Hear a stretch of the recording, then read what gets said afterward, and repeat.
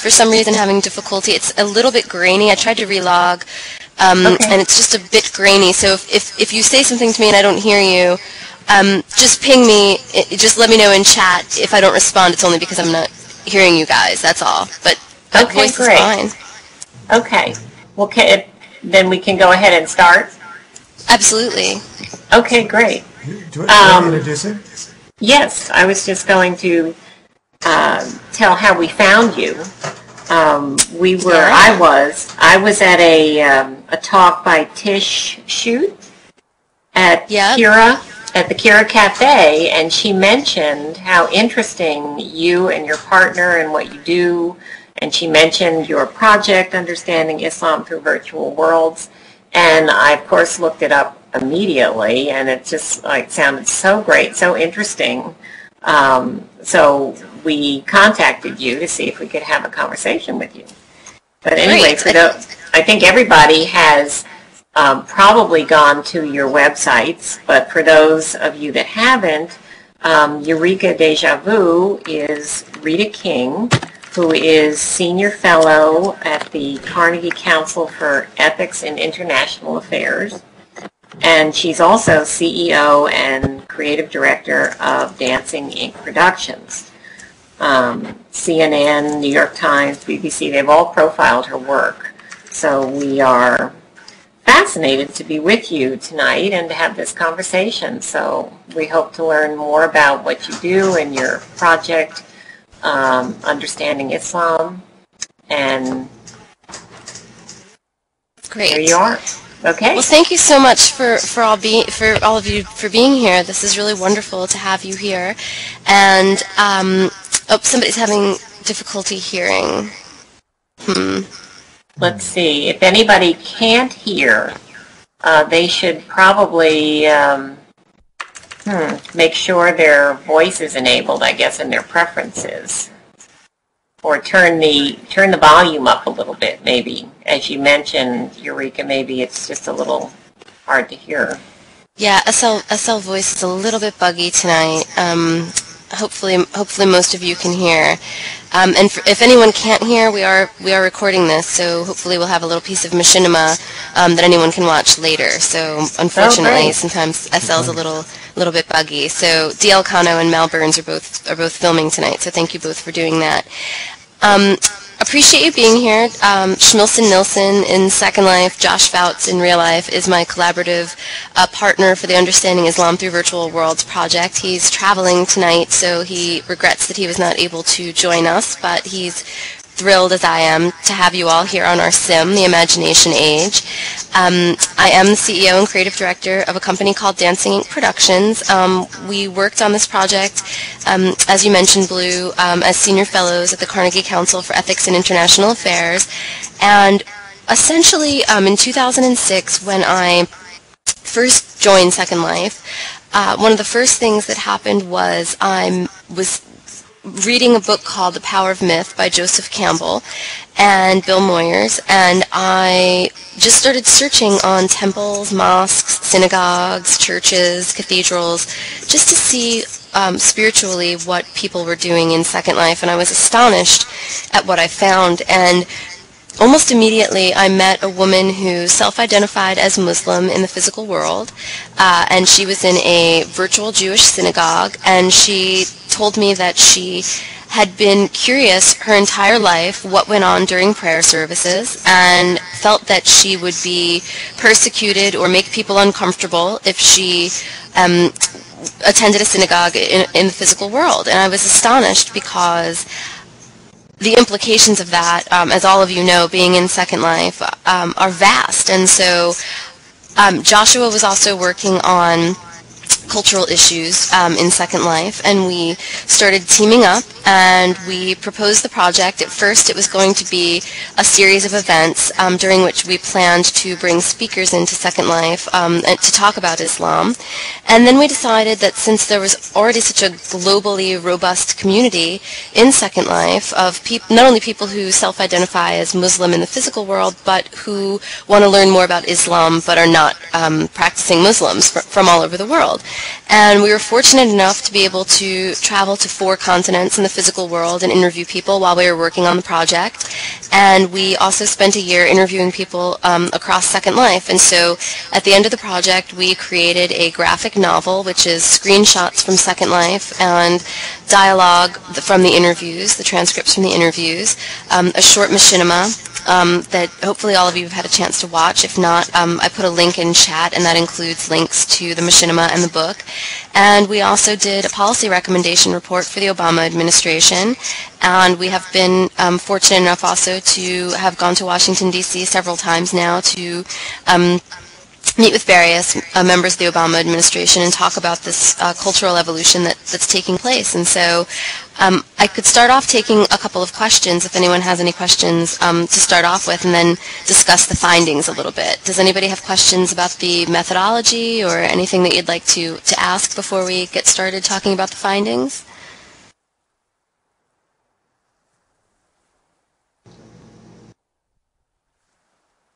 Yes, Eureka, I have many questions, of course, but maybe the first one would be kind of how did you seek out the people that you wanted to involve in your machinima and the project, and how do you go around finding people in Second Life or something like that?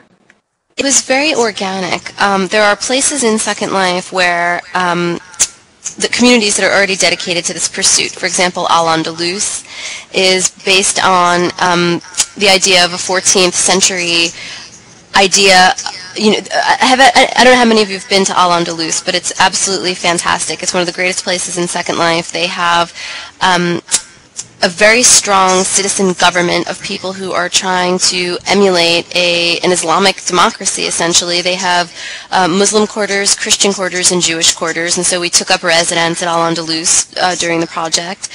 We took a virtual Hajj to Mecca at islamonline.net's SIM, and in those places are people from all over the world who self-identify as Muslim, and a couple of things happened that were really interesting that led us down a certain path for the project. We decided to only focus on findings that were unique to the medium. So, for example, is it disrespectful to wear shoes in a virtual mosque? In the physical world, it's considered disrespectful, but there are practical reasons for that, primarily think about the fact of shoes in a sacred place. You're tracking in dirt and germs from the physical world. And so, as any of you know who have tried to put shoes in your inventory and then find them again, you may never find your shoes again in Second Life if you take them off. So, it's completely different culture. So those sorts of things. Also, we met a lot of women and women's groups, women who dress to various degrees depending on where they live in the physical world and their cultural mores in traditional Muslim attire. And in Second Life, they choose not to because they don't view avatar bodies as flesh, and so they don't feel bound to the same rules. And then we met a lot of women, for example, who are not practicing Muslims in the physical world and wanted to see what it would feel like to wear burqa or a headscarf even in Second Life. And then there's all sorts of mosques that have different rules about where if you can or don't have to wear certain types of attire. At the same time, Hendrix Mesmer, who's here with us tonight, who's a collaborator of Dancing Ink Productions, took a 2-week trip to Turkey in the physical world, and at the same time, we traveled around Second Life looking for Turkish Sims and interviewing people there. So we tried to get a handle on what it means to participate in the digital culture in a virtual environment. There's a model that we use called the Johari window. The Johari window is divided into 4 parts, 4 equal parts. How I see myself accurately, how I see myself inaccurately, how others see me accurately, and how others see me inaccurately. And it's our belief that immersion in a virtual world shakes those quadrants up because people are bound to expectation in the physical world in many ways.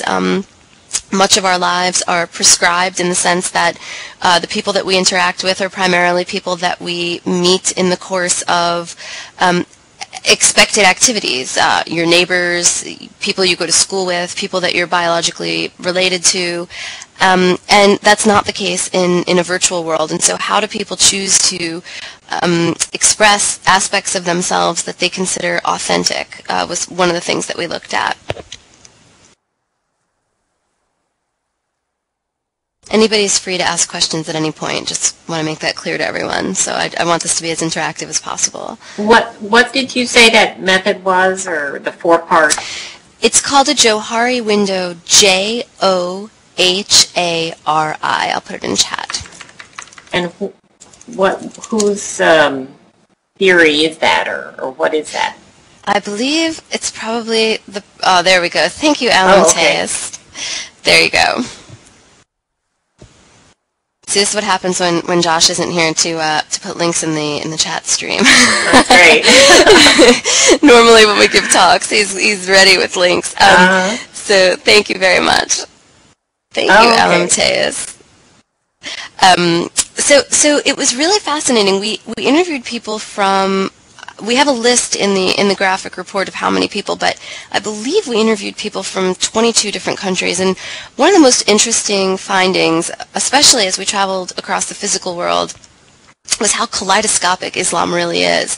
Practice of Islam varies greatly. We traveled across Southeast Asia to the Middle East. We did a mixed media, mixed reality event in Doha, Qatar to kick this off at the U.S. Islamic World Forum. And that was really interesting because Madeleine Albright was there, Hamid Karzai was there. It was the first time that a lot of the people in attendance had even seen Second Life or a virtual world at all. And we had 2 young hip-hop performers who had been invited to the forum but had not been invited to perform.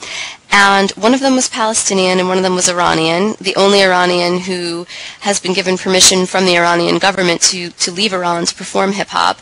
And the 2 of them, through their translators, I heard them talking about how they had not been asked to perform. And so I asked them to perform at our mixed media, mixed reality event. And we created one avatar for them to share. And so they went back and forth in the physical world in Arabic and Farsi, and they couldn't understand each other.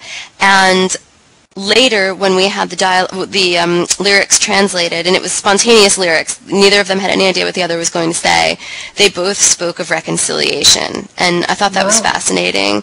And we had everyone in Second Life dancing. Actually, Alan Tejas was there as well. And everyone in the physical world was dancing. And I can tell you that there were some people in the physical world dancing that I would not have expected to see dancing. So it was a really great event. Yeah. That's amazing. Wow. It's fantastic. Does anyone else have questions at this point?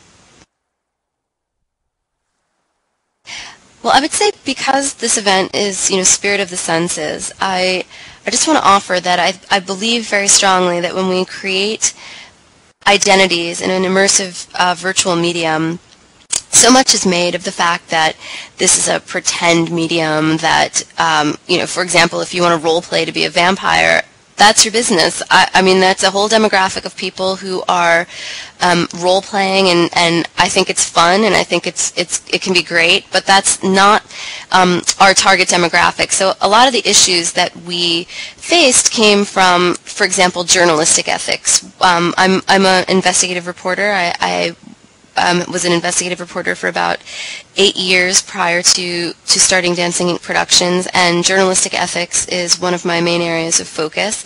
And so when you're conducting interviews in a virtual world, there are a lot of issues related to anonymity, and I've been studying issues related to digital anonymity for over a decade. My first job out of college in 1996, I was driving from New York to California, and my car kept breaking down across the Deep South. The American Deep South, for those of you who are not from the United States, can be a very hostile environment for New Yorkers. And I finally broke down in Albuquerque and decided to stay. And I heard that America Online was opening a call center, and I figured I'd better learn how to use the internet.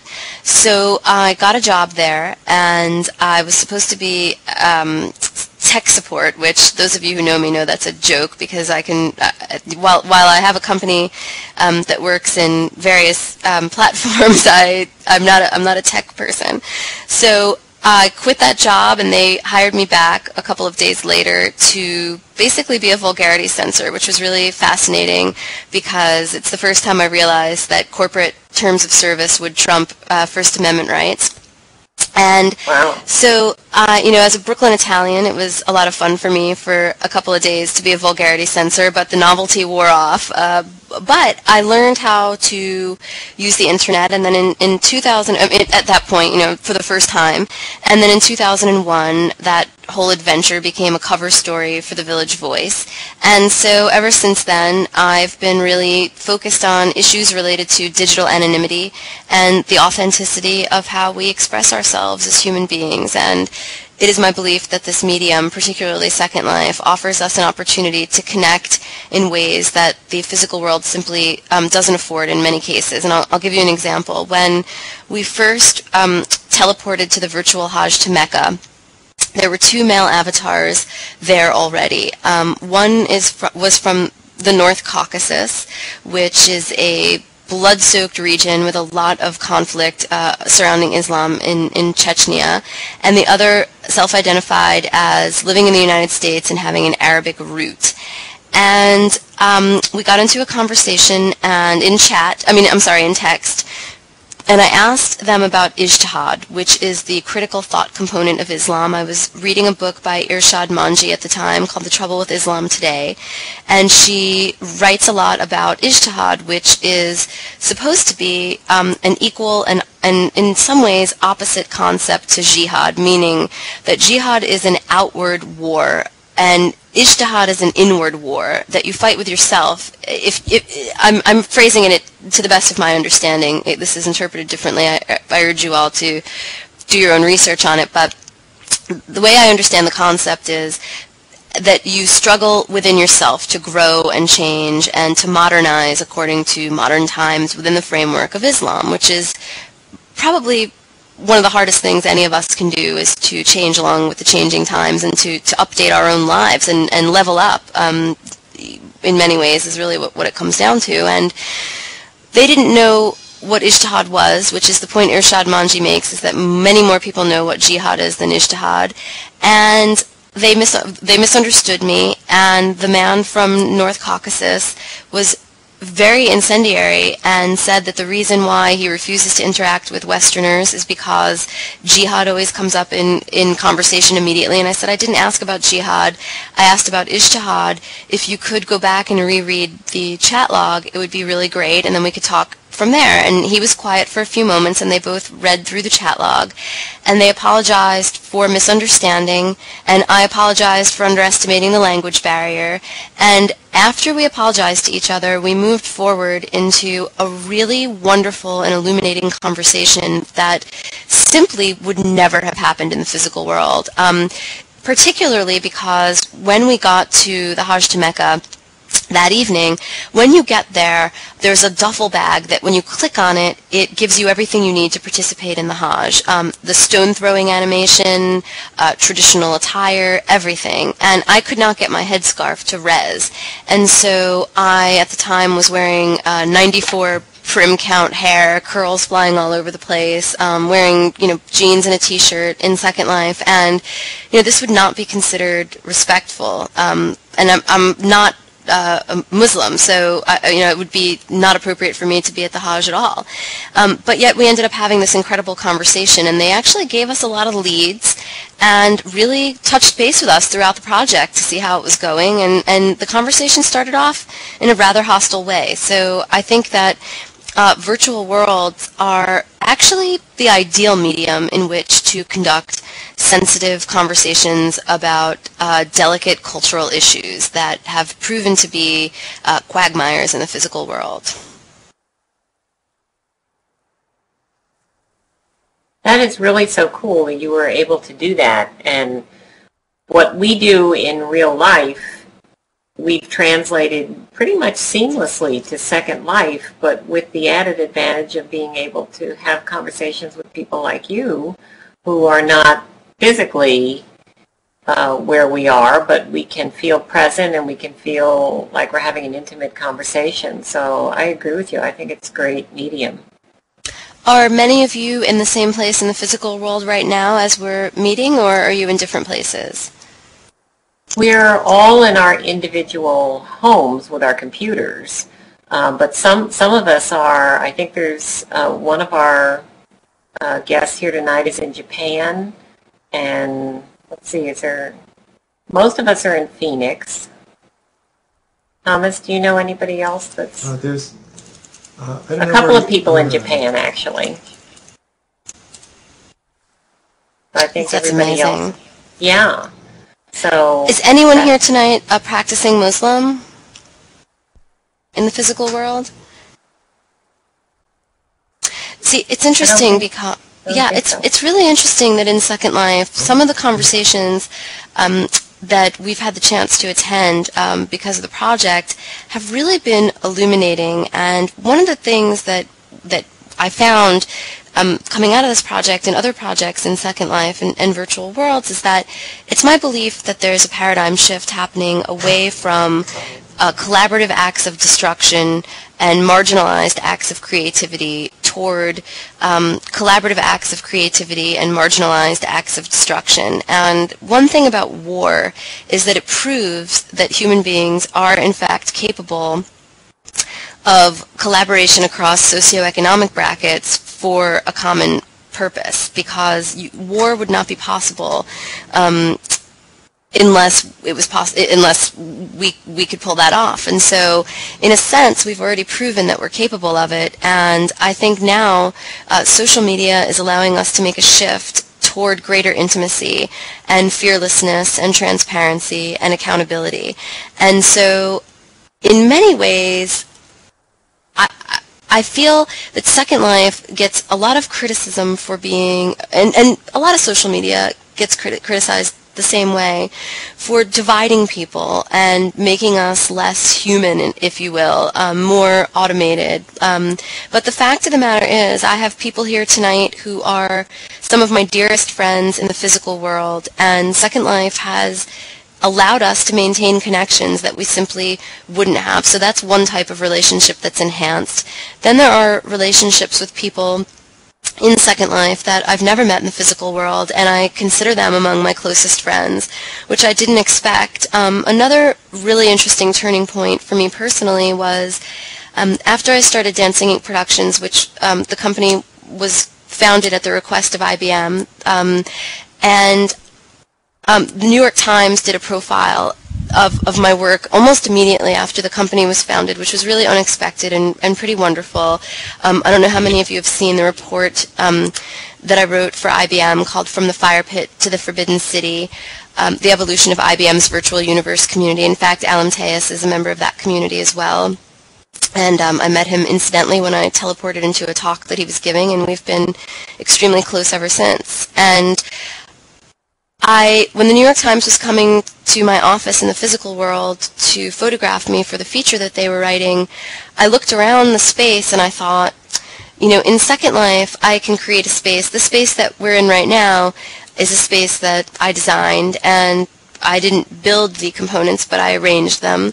And I wanted my physical world surroundings to be as creative as my Second Life environment. And I'm an artist, and so I've always been mindful of my space. It isn't that Second Life taught me to be mindful of the space, but it really helped me understand the degree to which we can create the circumstances in which we live in the physical world. And at that point, I started to undergo a transformation that really changed the fabric of my life in many ways. And I do believe that immersion in Second Life directly precipitated this change. I felt much more connected to people. I felt for the first time that we could collapse I guess rate of failure would be a good way to describe it. It's okay to fail because we can do it more quickly and move on to a model of success for various projects, collapse the costs of travel.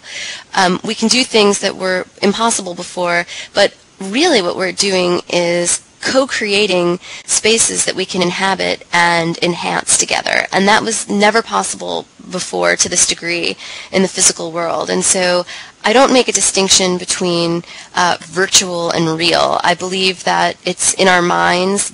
Both conditions are experiential. Obviously, we are shackled in some ways to the physical world, and by shackled, I don't necessarily mean in a negative way, but I mean we are firmly in the physical world. When you shut your computer down at the end of the night, there you are in your body. You're hungry, you're tired. Biological necessities aren't going to go away yet, although I am hoping that eventually we'll be able to upload our consciousness into machines, but I guess that's another talk.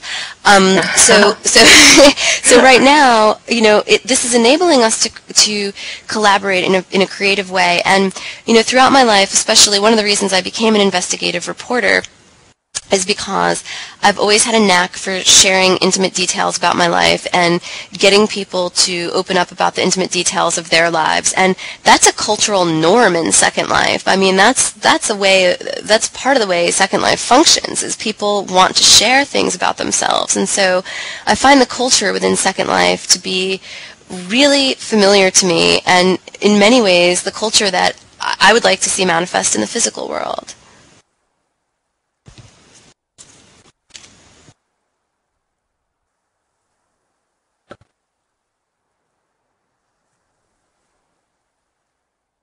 Does anyone else have questions? When comments? did you first get involved in Second Life?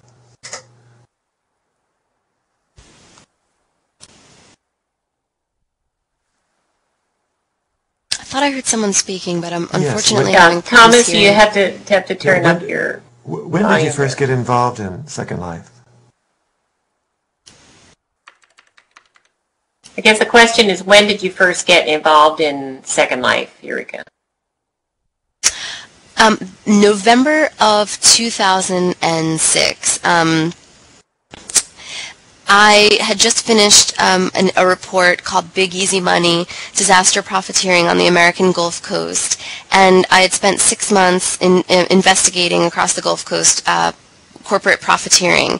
And after the report was published, it was pretty widely covered internationally.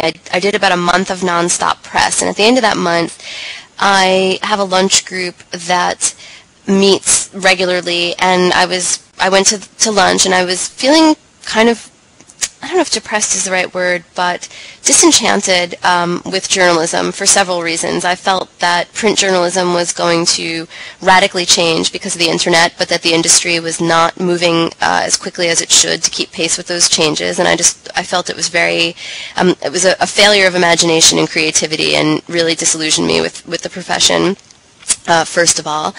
And second of all, I was documenting things that had already gone wrong as an observer instead of actively participating in making life better to whatever degree I might be able to, or participating in the change at the very least, which is what I wanted at the time. And so a friend of mine who also works at IBM suggested that I investigate something more fun, and I thought, I would love to investigate something more fun.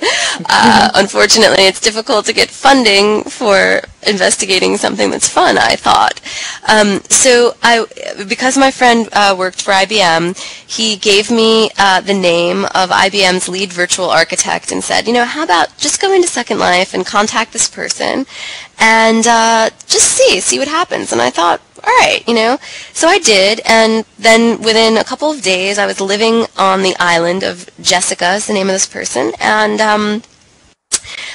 I was able to learn how to use Second Life from someone whose profession is Second Life. And so I don't know that I would have taken to it the way I did had Jessica not been the most marvelous teacher and friend to me.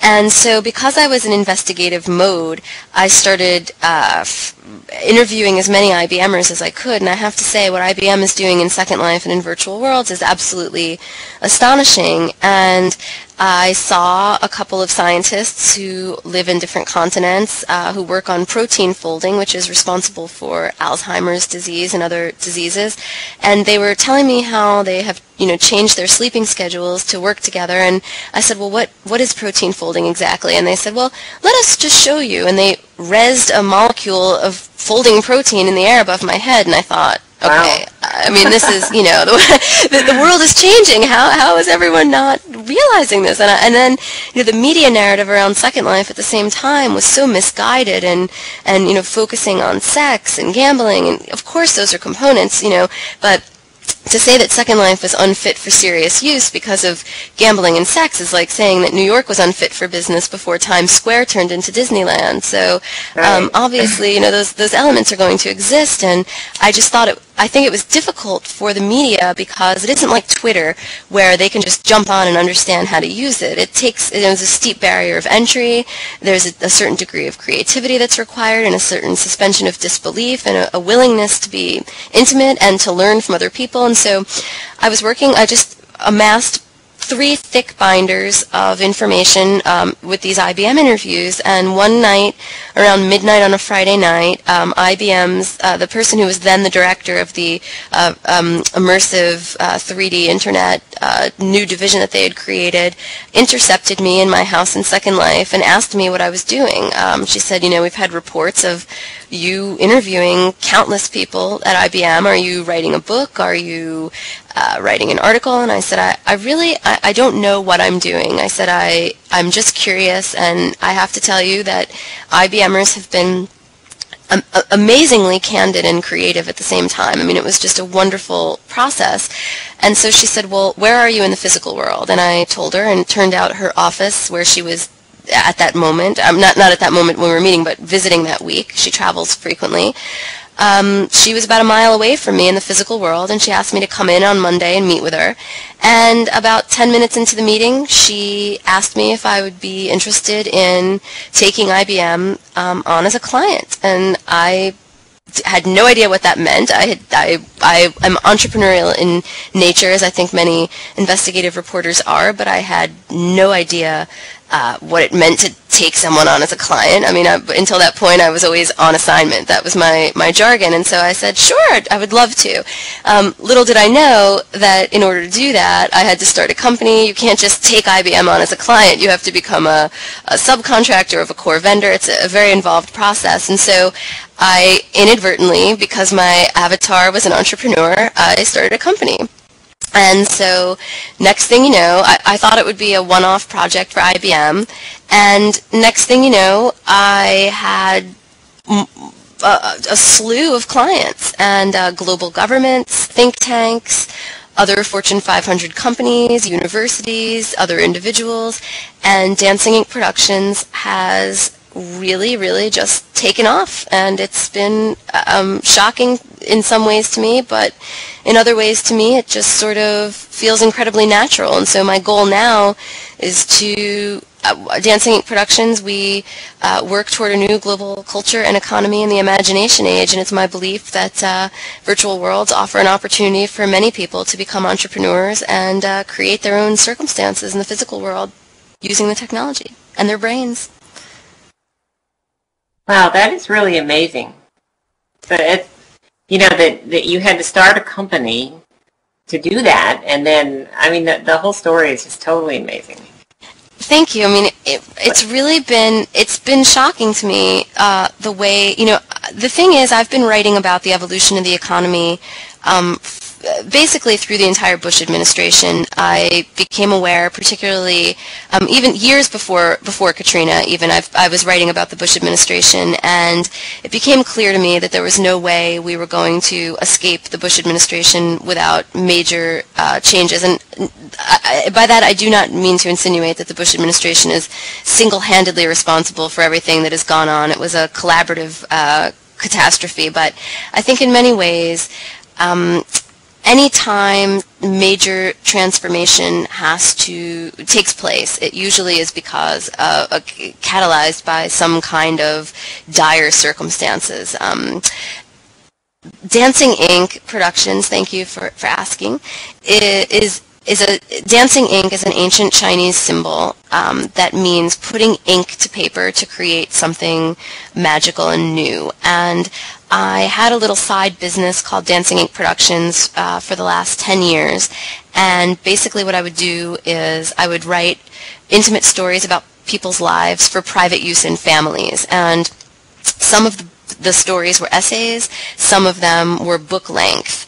And I feel that this business segued from being an intimate micro stories to macro stories about the global transformation. So Dancing Inc. Productions, and keep in mind, I have to confess, I mean, I thought it was going to be a one-off project for IBM.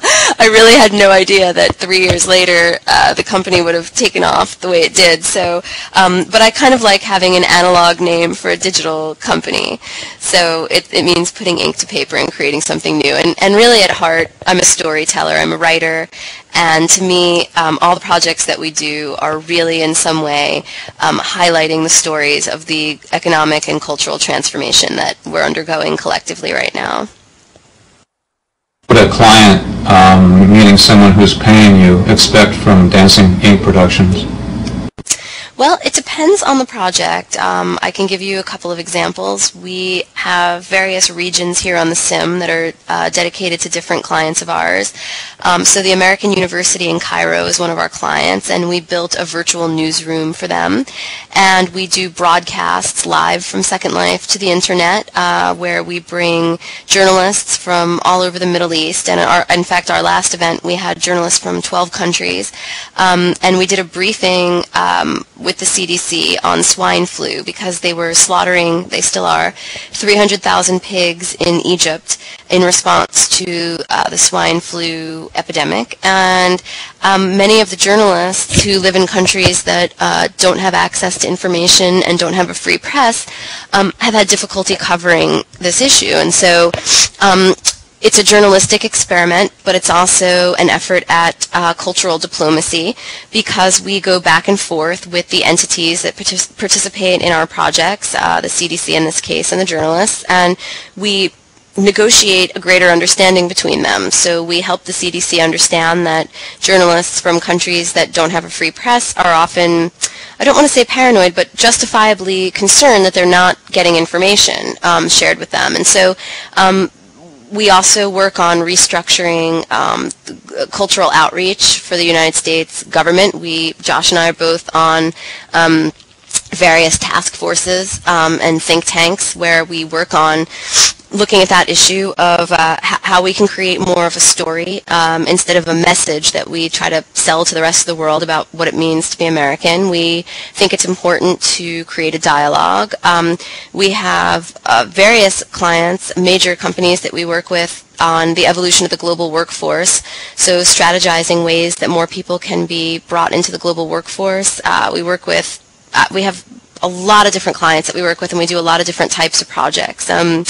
But all the projects in some way have a philosophical component to try and really illuminate what it means to be a member of a digital culture and how we believe that people can be immediately employed using creativity and connecting with one another.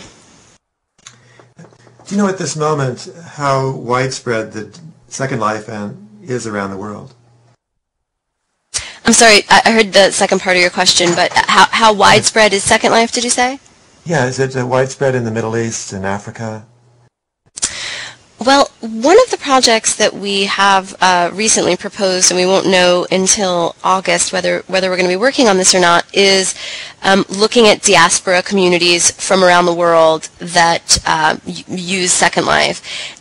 It isn't necessarily that it's widespread. I mean, many countries in Africa and the Middle East don't have reliable broadband penetration or access, and in fact in the United States we don't really have, we're 17th in broadband penetration. So it isn't necessarily that it's widespread. It's that our belief is, because of the depth of the connections that people form in the space, you can really start to understand the implications once the technology does become more ubiquitous. It's my belief that this is the infancy of a movement toward augmented reality and telepresence, and so Second Life is really sort of a case study in the infancy of a shift in human consciousness, the evolution of human consciousness, in my opinion. That's exciting. It really is exciting. It is exciting. I mean, it is. It is. I wanted to ask, what media are you using mainly to coordinate with other people and communicate with other journalists now? I use a mix of mediums. I will use any platform that works for the people that I need to interact with. So Skype, Twitter, Ning groups, Second Life, various other social media platforms. I look at them as sort of a bouquet of options. And thank you for that link. Excellent. I look at it as a bouquet of options. And so, conference calls, broadcasts from Second Life to the internet. There are all sorts of ways to connect with people in real time. As far as journalistic efforts go, right now, because the industry is in such upheaval, primarily where my efforts have been focused, let me just preface this by saying there's such a saturation of information out there that even though I'm still writing essays and articles, I've tried to write mostly essays for think tank publications at this point, because I know that people who are considered thought leaders, who have influence over different constituencies, will read those essays.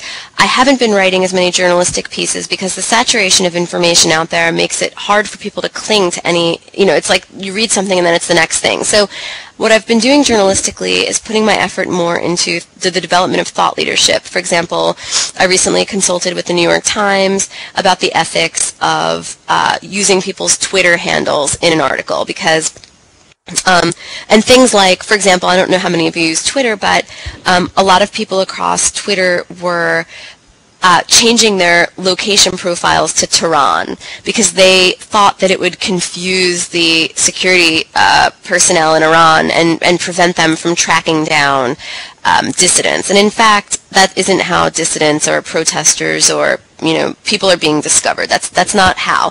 So it demonstrates that there's a real misunderstanding in the mainstream about how the internet actually works and how security issues work, and what are the ethical issues of the anonymity of digital mediums. I don't think that just because someone's anonymous in a space like Second Life or Twitter that they should be disregarded. However, you have to do due diligence on your sources. And so I'm really primarily focused right now not on publishing journalistic pieces as much as on developing thought leadership around the shift in journalism, because everyone is so focused right now, the industry is so focused on payment models, primarily because they totally missed the boat in the development process and thought that banner ads would be a sufficient way to monetize journalism.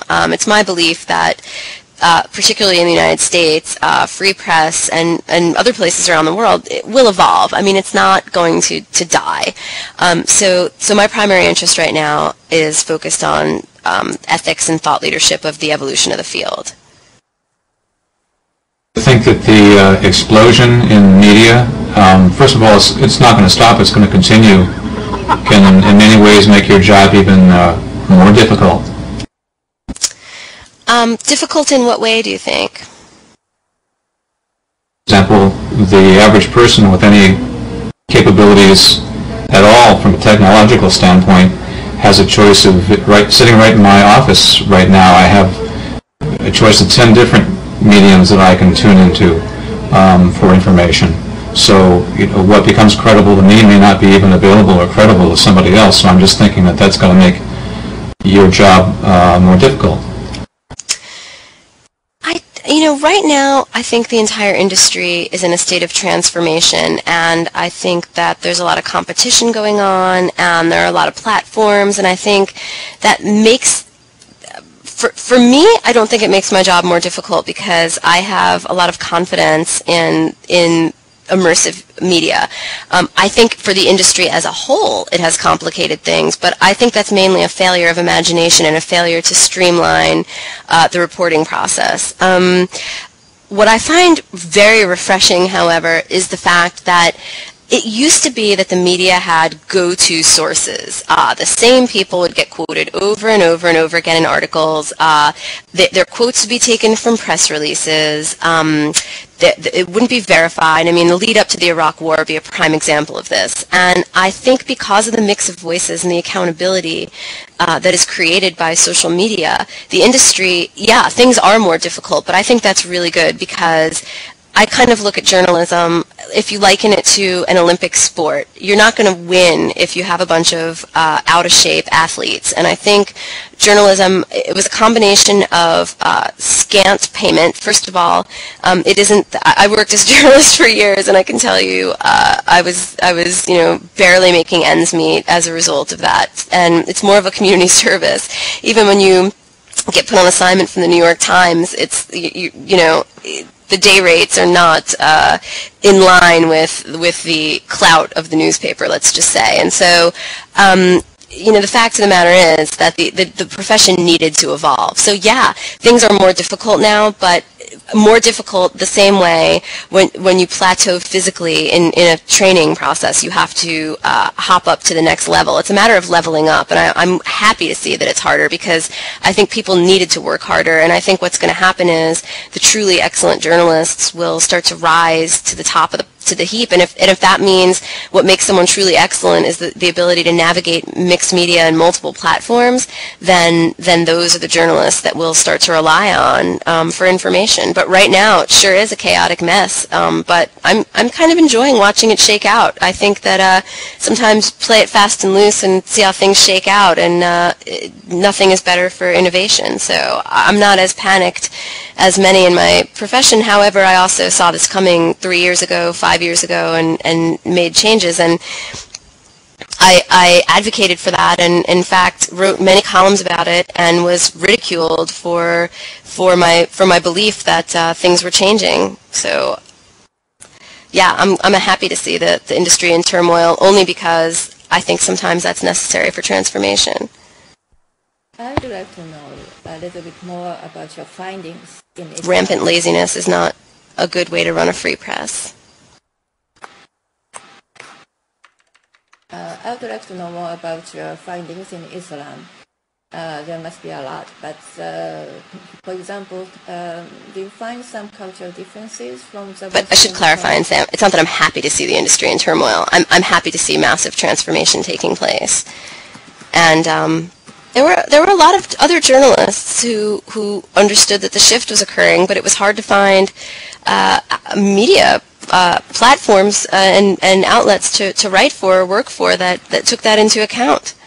Even during the last presidential election, I was watching CNN online to see what kind of coverage they had, and the production quality was not the same as it was on broadcast. There's still this perception that the internet is sort of, sometimes you'll see something like it was leaked on the internet before being released. Like if an album was leaked on the internet, internet is still treated like not on par with the physical world.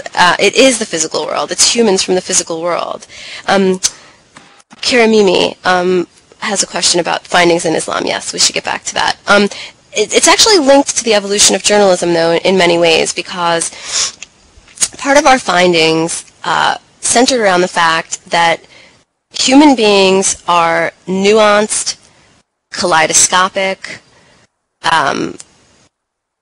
individuals who happen to be born into systems. And so one of the things we became very aware of while studying Islam in the virtual world is that there's a real dichotomy in the human condition between the way one feels inside themselves about the circumstances into which they happen to be born and the way they express those characteristics outwardly. And so one of the things we discovered different categories of people practicing Islam in virtual worlds and learning about Islam the same way you would find in the physical world. There are quite a few people in Second Life who are here to try and convert people to Islam. The same way there are Christians in Second Life looking to convert people to Christianity, and I'm sure that holds true for many different types of groups. So that's one group of people. Then there are people who are meeting here, particularly women, who want to have critical discussions about sensitive issues that they feel they simply can't have in the physical world. And there were a lot of women who were meeting here and didn't want their families to know, for example, if they even used Second Life. And so they would go in Second Life during the day when they were home alone or in internet cafes. And so there were a lot of conversations about how do you respect the religion into which you're born, and at the same time dissent if in fact the gender issue is very interesting, because a lot of the women in Second Life, that started businesses, for example, in Second Life, particularly clothing design and other aspects of practicing Islam in Second Life. One time I attended a party of women, and this was actually fascinating. We had been shooting our machinima, and I was wearing an outfit that was designed by one of the women in this particular group, and I was still wearing it when I signed back in World. So I signed out from a place that when I just randomly signed back in a couple days later, whatever it was, I was in the same place, and I was wearing traditional Islamic attire.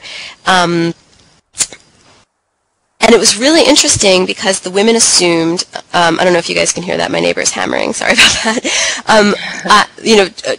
They assumed that I was Muslim, and I didn't even realize it at first because, it's Second Life, right? I mean, I can dress like anything, I can wear anything I want, and there's a certain suspension of disbelief. But I realized immediately I didn't realize immediately that they thought that I was Muslim, and so they were having a party. And these were women that I had interviewed multiple times, and in fact, in that space, it was someone's home. And every other time I had interviewed them, they were all wearing headscarves because they were in mixed gender company, and this party was just for women.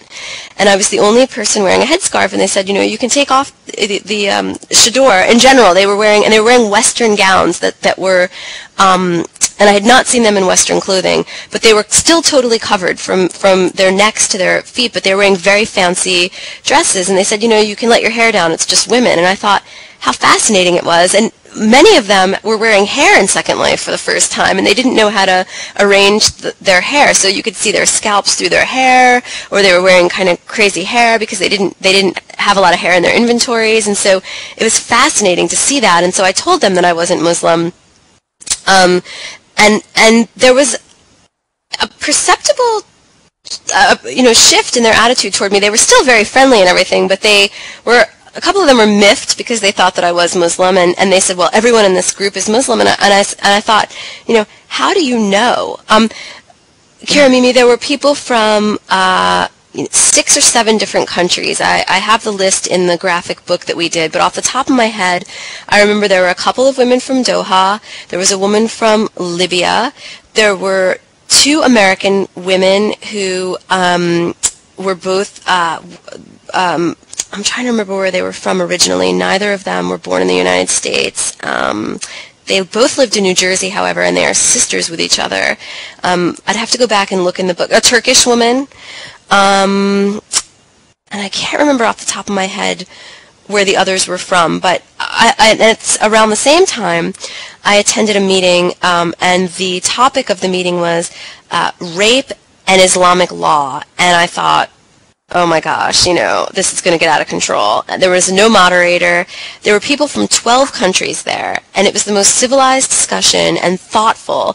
And everybody was talking about their understanding of Islamic law and how it affects rape victims in their home countries. And it was really, really interesting. So that was another example of a meeting that everyone was worried about griefers and all these sorts of things. And we also did encounter examples of extremism, not terrorists plotting anything, but people who had very extreme views, both from a Muslim side and from an American perspective as well. And we went to events where there were Muslim clerics who were discussing sensitive issues that sometimes got heated debates. But the fact of the matter is, in Second Life, and the reason I believe this is an ideal medium for conducting sensitive conversations, you can mute people, you can teleport them out of the sim, you can ban them, you can block them. There's all sorts of ways to control the conversation so that the flow can continue, and at the same time, the conversation can be kept at an even keel. One of the most fascinating things that happened during the project was right at the end of the project, the conflict in Gaza took place. And in fact, this story of the Israeli consulate using Twitter to communicate with people during that time was broken by my collaborative partner Joshua, and we ended up getting featured in Time.com and on Boing Boing, and there was a lot of global media around that. And there was a protest in Second Life, and I saw a man who had set himself on fire in Second Life and who was waving a Palestinian flag at the islamonline.net sim. And there was a backdrop of images from newspapers around the world that showed people who had been killed during the conflict on both sides. And I asked him why he had set fire to himself. And he said that his heart was burning because of the escalation of violence on both sides, and that it was the only way he felt he could express his rage and sorrow in a way that didn't harm anyone or harm himself or cause problems for him in the physical world. And that was the moment at which I realized that Second Life, particularly, given the amount of creative control that its users have over the environment, is absolutely the ideal medium for conducting these sorts of protests. Because there are no physical bodies, but yet our minds are very much together, as we all are here this evening.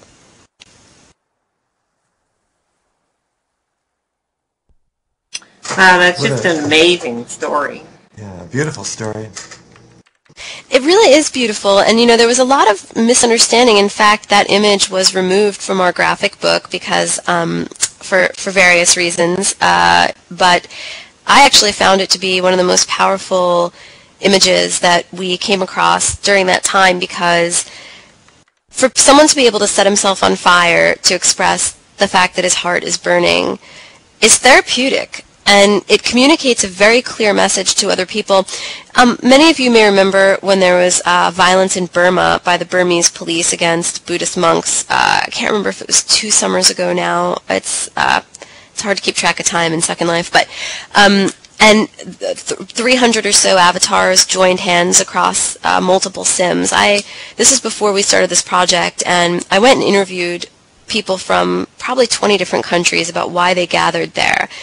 And the interviews ended up being about freedom and how people are finding freedom in Second Life. And I really believe this is true, and I believe that it is going to precipitate a shift in the physical world because we're able to express ourselves creatively. And I think there's a deep human need to become the protagonist in your own story.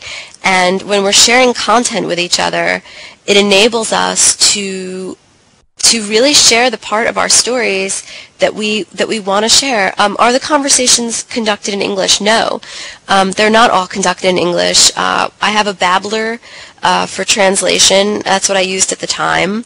And it enables my avatar to communicate in, I believe, 12 different languages using Google Translations, which, as we all know, are not spot on. However, because they're not spot on, it's actually an advantage, because if we're expected to communicate flawlessly with each other in languages that we don't speak, you can bet that's going to lead to misunderstandings. But if we go in with a degree of vulnerability saying, well, we don't know that this translation is accurate, but bear with me. If I offend you inadvertently, please let me know. And if the translation is inaccurate, please let me know. And we can try to figure out together what we're really trying to say to each other. And I think that really that enables us to communicate in new ways, and I think that level of vulnerability is what is going to help us shift into something new together. How did the Obama administration respond to the results of your project, and are you realizing any changes yet? Yeah, I think there are changes. We work with different groups within the administration and different individuals who have also consulted with us, not necessarily in their capacity within the administration, however they are within the administration. So yes, I have noticed a change. The State Department, we did an event with the State Department in Second Life, actually, with Undersecretary for Public Affairs and Public Diplomacy, Public Diplomacy and Public Affairs, James K. Glassman. Thank you, Dee. And the State Department worked with us on that. The State Department has recognized the necessity to shift from a one-way story about America to a dialogue, a global dialogue, and that requires listening. And I think right now, we need to listen. We need to listen to what the rest of the world is telling us about how they perceive the United States. This is the first time that individuals are able to communicate directly with one another, and that's a huge asset to the State Department. I don't know how many of you have seen, there's a photograph of Louis Armstrong playing the trumpet surrounded by Egyptian children. And it was a public diplomacy outreach effort by the State Department years ago, and it was very successful. And our belief is that creativity is exciting to people. But people want to participate now. It's not enough to go to a performance, although that's still wonderful and always will be wonderful. That's not what diplomacy is necessarily about, although that's part of what it is about. Sparking a conversation around it, though, it was not possible before. Before, you might go to a magnificent performance, but everyone in the crowd goes home afterward and they have no opportunity to communicate with one another. Now, people are able to communicate directly with one another about what they experienced and how it affects them, and that's a tremendous asset to the Bush administration. Excuse me, the Obama administration. Glassman, what I meant to say was a Bush appointee, and I was actually really sorry to see him go because when the administration shifted, because he was really understanding that, he called it public diplomacy 2.0, we call it digital diplomacy, but same difference. Really creating a vibrant, exciting dialogue with the rest of the world. We are global citizens, and part of being quote-unquote patriotic, I think, is understanding the way your national identity is perceived globally.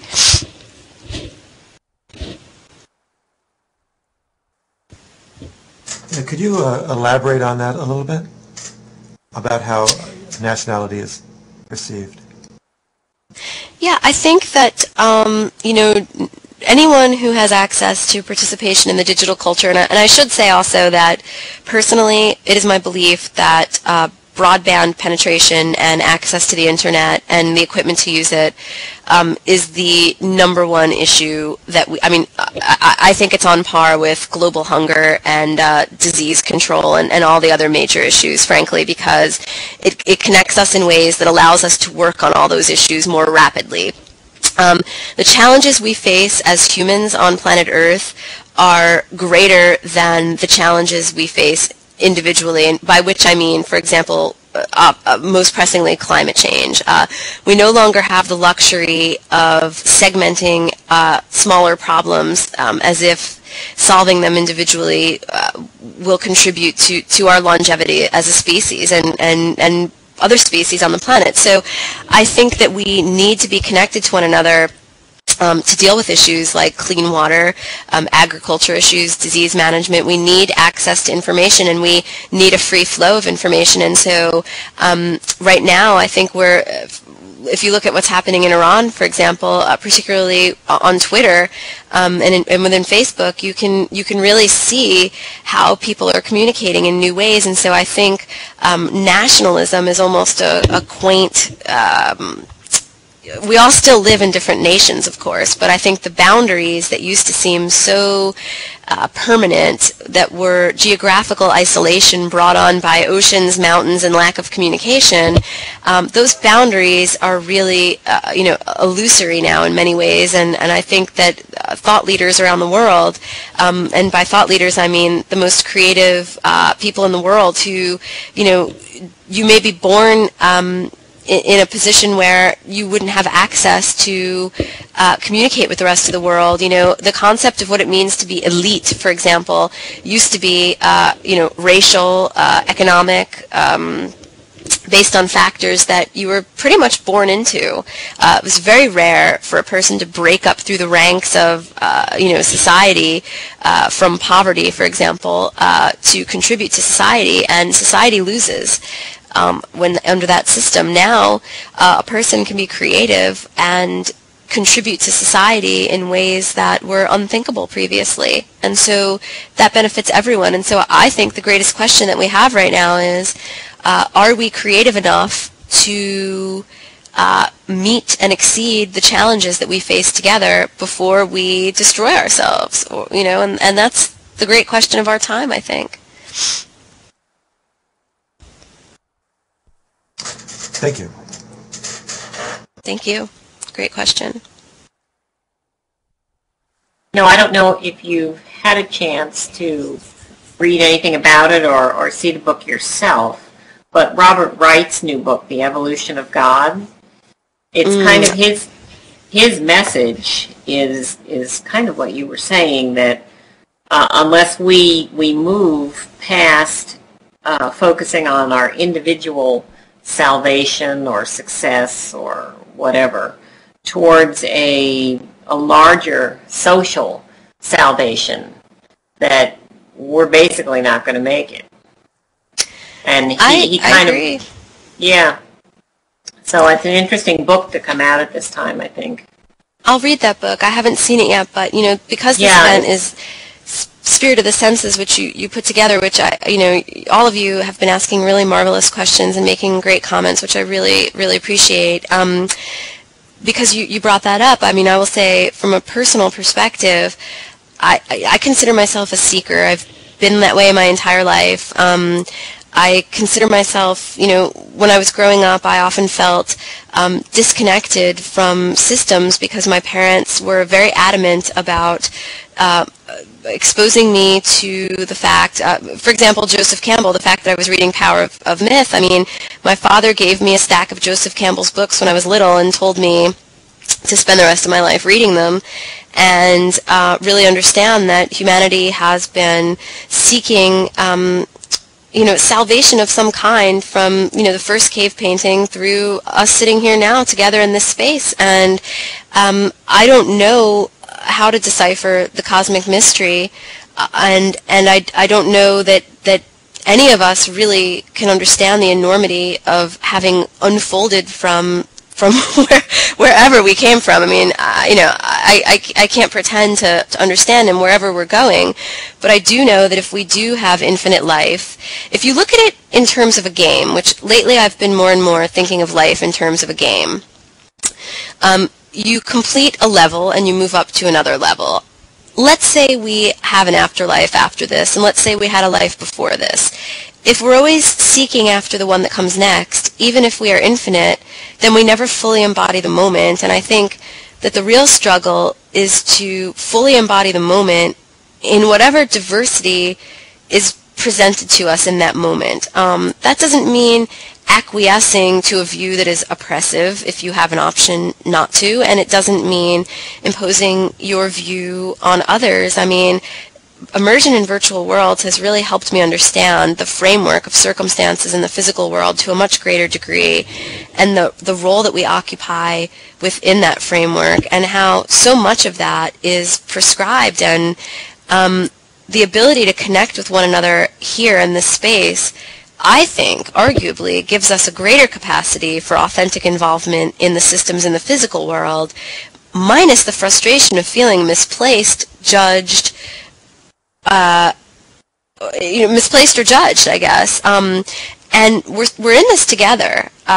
You look at human history, the continuum of human history, and you look at the fact that this is I could sit here and talk all night about this. I'm sure we all could, but we really don't know what the cosmic mystery, the unfolding of existence in the cosmic mystery, but we know that we're here now, and if it's futile and it doesn't matter, then I don't accept that. I think there's meaning in it. I think the meaning of it is really nothing more complicated than a moment like this where each of us has perceptions and we come together to share that and to learn about each other and to show interest in an earnest commitment to the evolution of our consciousness. And anyone who doubts that humanity is capable of evolving, I often think about I don't know how many of you have had the opportunity to visit the Rose Space Center after they built the Big Bang Theater. It's a giant glass box and a little theater in the middle. It's round, and there's a walkway leading up to the Big Bang Theater,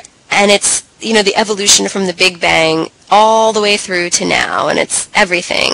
And the last thing on the walkway is a human hair, literally, and it represents the duration of human consciousness in the cosmic unfolding. And that's really significant. And if this is just a flash in the pan, then we're here now. And I think that connection that we form in that moment is worth something. And if it's just a game and it's just a chance to evolve, then that's still meaningful. Definitely. You mentioned the Rose Center. We take our group once a year to New York City. And we had the great fortune to meet Neil deGrasse Tyson, who is an excellent spokesperson for the Rose Center. And wonderful. Yeah, all that. So that was fun. When will you be coming to New York next? Probably next spring. So, you'll have to let me know when you're here. I'll be able to meet you. Yeah, definitely. That'd be great. Yeah, that'd be really great. It's always fun to put the real person with the avatar person and put it together. Here, I'll build something for you guys, and I'll show you a little picture of who I am. Actually, we've watched several of your videos on websites. Oh, that's true. That's true. Yeah. So you've seen me. We've seen you. It's always funny because you can probably see us too on our website. Oh, I will then. I will. Yes, definitely. In fact, one of our presenters was an artist here in Second Life, and we just happened to bump into him, and we told him what we did, and there was silence for a few minutes, and then he said, "So you would be Patty and Thomas then in real life?" And you could tell he was looking at our website. So, isn't that so great, though? I mean, it's really interesting. Yeah. It's so fascinating because it's you get to meet people. I mean, I've never been anonymous in Second Life, although I do have a couple of alts, and I find it so fascinating to use the alts because I'm still myself. I mean, I don't feel that I act any differently when I'm in the form of an alt, and so it really fascinates me that I think, my mother always says, wherever you go, there you are. And I think that's really true. Right. No, I just did an alt for myself, and we have not actually been in Second Life that long, only since the beginning of the year. So it's interesting how you adjust and you do all these kinds of things so quickly. How many people are in your group? We have, in real life, we have about 300 members. And in Second Life, we're getting over 20 now with avatars. So we sign up people, every week. So, can you tell me a bit about your group and what you guys do and what you focus on? Yes. My husband, T.H. Ordinary over there, who is Thomas in real life, started the Spirit of the Senses 26 years ago as a way for people to get together just like we're doing here on a diverse range of topics. We have such broad interests, and we cover everything. Nothing is unapproachable for us in real life. And so we've been doing at least 15 salons a month for 26 years. Wow. Oh my God. And we've done it. That's amazing. Yeah, and you can see on our website we post like a couple of months calendar at a time, and we put web links to everybody, and so we're very cross-platformed. And so Second Life was kind of a natural thing for us, and we took our group to New York and to Princeton last fall, where we met Pete Hutt, who is at the Institute for Advanced Studies in Princeton. In real life. In real life. And it was our desire to talk about reality with him, and what is reality, and how could we know reality. And he spent the whole time talking about Second Life and encouraged us to get involved, and we were like, oh no. So it took us from October to, I guess, January to jump in. But then we did, and it was like, it became seamless immediately. And they host us a lot, quite often at their virtual institute in Second Life called the Kira Cafe. And we've been just having a great time. We started out thinking we'd try once a month, and now we're at twice a month, and in addition to our 15 that we do in real life. So that's really amazing. Grow. Yeah, just since January, so. Well, I really appreciate you inviting me to speak here with you tonight. It's been really wonderful, and I appreciate your interest in our work, and I'm really interested in your work as well. I mean, I think that, I always go back to the Einstein quote about, reality is merely an illusion, albeit a very persistent one, and right. I've always, my entire life, been very imaginative, and in fact, used to try and figure out ways to skip recess when I was growing up because I didn't want to go out and play. I just wanted to read and write, and I feel like it's pretty amazing that so-called geek chic culture has caught on like this because, for the long-suffering geeks, thank you, Kara Mimi. It's wonderful to have you here, and thank you so much for your comments and questions. That the geek chic culture has caught on, and the level of creativity that I've seen in people has just been, it's just so heartening. It just gives you something, on par with all the negative things that we deal with, widespread conflict and, epidemics and global climate change and all these things. It really gives us something equally amazing and dazzling to delight us while we're dealing with all these challenges. And I think young people today are faced with creating their own realities at a much younger age, but the benefit of that is that we're going to have adults that know how to play more, and I think that people will have more fulfilling lives as a result. Right, I hope so. Thank you so much. I really appreciate it. I'm happy to take more questions if you have them. Thank you. I know we've been meeting for an hour and a half, and a lot of you, or it's late for a lot of you, so I should probably let you go. But anyone, feel free to ping me at your convenience. Thank you, Mal. Thank you for being here and filming. Anyone who has any questions or wants to come and check out the space, or let me know what you're up to. Yeah, we will keep you. We will. Of course, you're invited to attend any and all of what we do here in Second Life. We'd love to have you.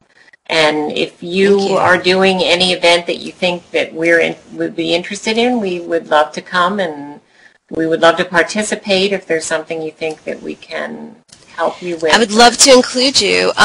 We are doing an event at the end of July is our next major event that we have on the docket, and that is going to be an evolution of the global workforce event, but it'd be great to have you guys there. We're going to stream live to the web. I'll let you know when that gets closer. We haven't firmed up a date yet. And then we have a grant that we're going to find out about in July also that has to do with women in science. And it'd be really great to have sort of your group impression, because one of the things we're looking at is, if women are not quote-unquote taken as seriously as male scientists, which, I'm not going in saying they are or not. That's what we've been tasked to look into. Then let's take a virtual platform such as Second Life. Let's say a woman scientist, does she still feel like she wants to be a female in Second Life to present? Or, what about presenting as a male, if that might help people take the findings more seriously? So these are all things that we're exploring. I'm certainly not suggesting that women scientists aren't taken as seriously. It's just that we've been tasked with finding that out and seeing how the possibility of presentation of scientific information in Second Life might change that. So it'd be nice to have your input on that process. It'd be great to interview you guys to see your thoughts on that as the process develops. We'll be bringing a lot of women scientists into Second Life to interview them, and it might be nice to have an audience for those interviews, and we'll let you guys know. That would be great. Yeah, That'd sure. be great. Wonderful. Thank you guys so much. Well, thank you. Well, thank you. And this has been great. And thank you for sharing your space here with us, too. Oh, Very it's a nice. pleasure. The space is really interesting. If you guys want to, we can teleport over to. There's a couple of art installations that are set up on the island that are really fascinating. That you might want to see if you have time. If you don't have time now, sure. Do you guys want to do that now? Sure. Yeah, I think great. who's ever still here would love to. Okay, great. If you want to, right now I have my environment set for midnight, but I'm gonna set it for sunset. I think might be nice for these. So this requires a little bit of flying. So if you guys want to follow me over, I'll fly slowly so I don't leave you in the dust.